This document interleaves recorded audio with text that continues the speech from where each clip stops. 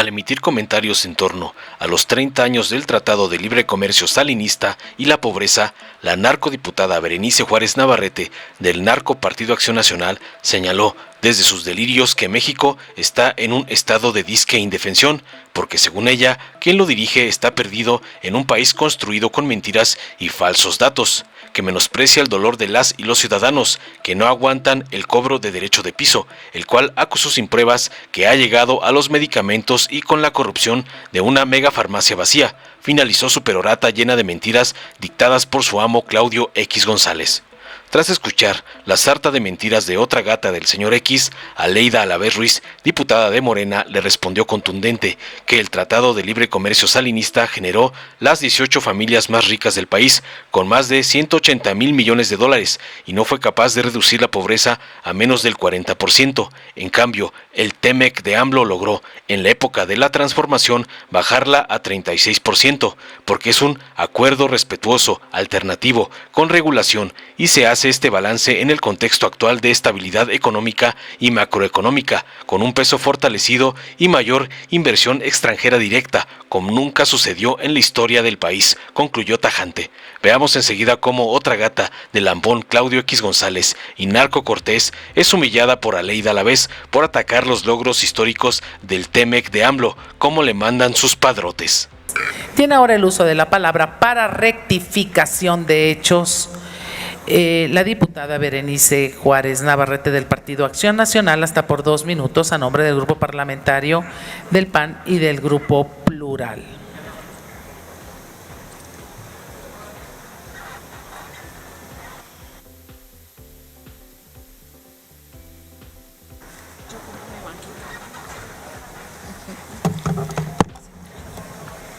No sea mala. Gracias, perdón.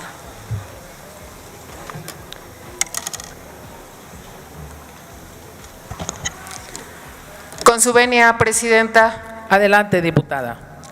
Nuestro México hoy está en estado de indefensión, porque quien dirige este país está perdido en un país que ha construido con mentiras, con falsos datos que se repiten todas las mañanas, menosprecia el dolor que viven cada ciudadano y cada ciudadana cuando gritan desesperadamente ayuda porque ya no aguantan el cobro de derecho de piso, porque el alma se les rompe cada que sale a trabajar algún integrante de la familia o solo a divertirse y pensar que a lo mejor no pueda llegar. Según la encuesta nacional de datos de víctimas de victimización y percepción sobre seguridad en el INEGI, los delitos más frecuentes fueron fraude, robo, asalto en calles o transporte público y extorsión. Y extorsión debería ser ya analizado y elevarlo a otro rango, porque esta parte es del crimen organizado con la venia del presidente de la República.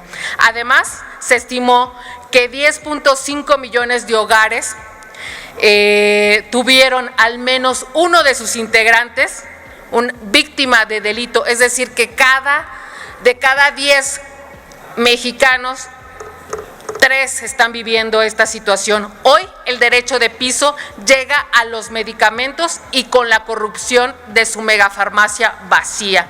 El INEGI cuenta con profundos informes y detallados sobre las zonas donde los mexicanos y mexicanas, de cada 10 mexicanos, 6 consideran que sus ciudades no son aptas para vivir. Esto es responsabilidad del Ejecutivo Federal y se atreve a decir que él está tranquilo.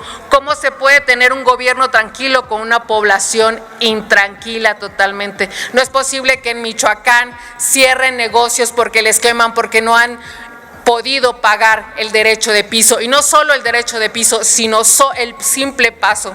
Es necesario que este gobierno se ponga a trabajar y deje de estar mintiendo y ocultando las verdaderas cifras a las y los mexicanos que sufren todos los días. Es cuanto, presidenta. Muchas gracias, diputada Berenice Juárez Navarrete. Para rectificación de hechos, tiene el uso de la palabra la diputada Aleida Alavés Ruiz de Morena, por 4 minutos, a nombre de su propio grupo parlamentario, también del PES, del Partido del Trabajo y del Partido Verde Ecologista de México.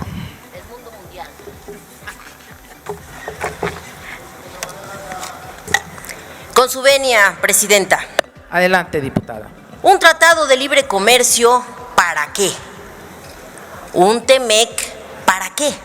Estamos a 30 años de una evaluación de lo que han sido estos tratados en la época neoliberal y en la época de la transformación.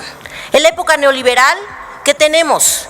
18 familias, las más ricas de este país, con más de 180.000 millones de dólares acaudalados. 18 familias.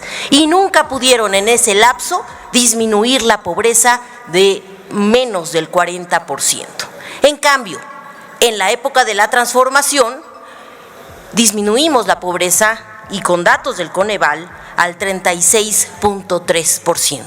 Esa es una evaluación objetiva de lo que han sido los tratados de libre comercio para los gobiernos neoliberales y para el gobierno de la transformación.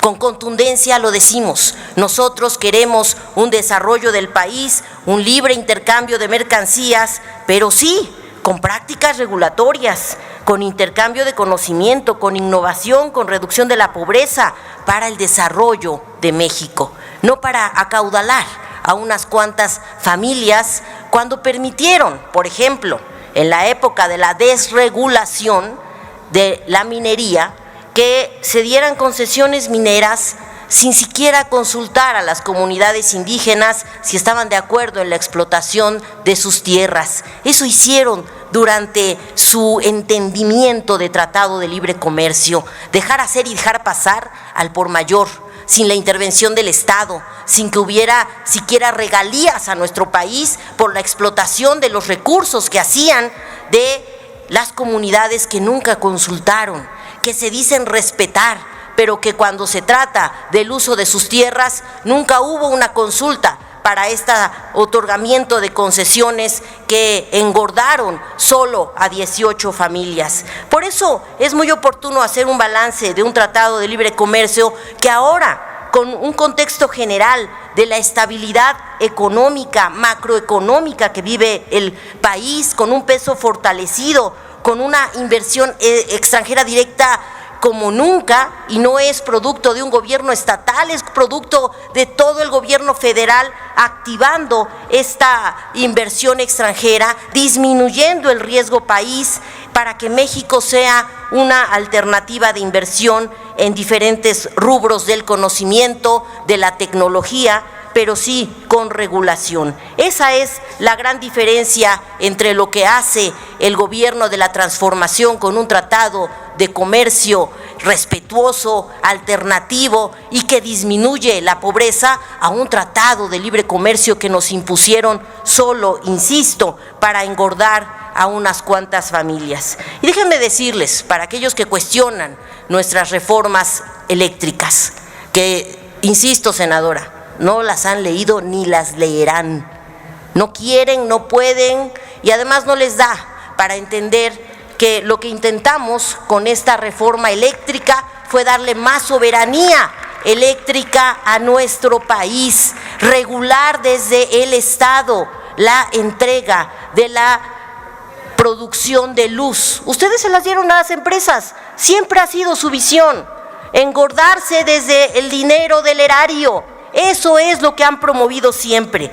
Y sí están incluidas las energías limpias. Ahí está el campo de Sonora, el sol que estamos por aprovechar y aprovechando con esta instalación de plantas que van a transformar la luz del sol en luz eléctrica, en energía eléctrica. Y aquí mismo, en la Ciudad de México, la central de abastos de Iztapalapa ya tiene la producción de energía eléctrica con la energía solar. Eso es visión de futuro, eso es aprovechar nuestros recursos naturales, pero para el beneficio de la población, no para hacer negocio. Esa es la enorme diferencia. Concluya, diputada. ¿Cómo vemos un tratado de libre comercio quienes estamos en la transformación y cómo lo vieron ustedes en donde ni siquiera fueron capaces de disminuir la pobreza? Pero vamos bien y vamos por el segundo piso de esta transformación en próximas Concluya, fechas. diputada. Muchas gracias,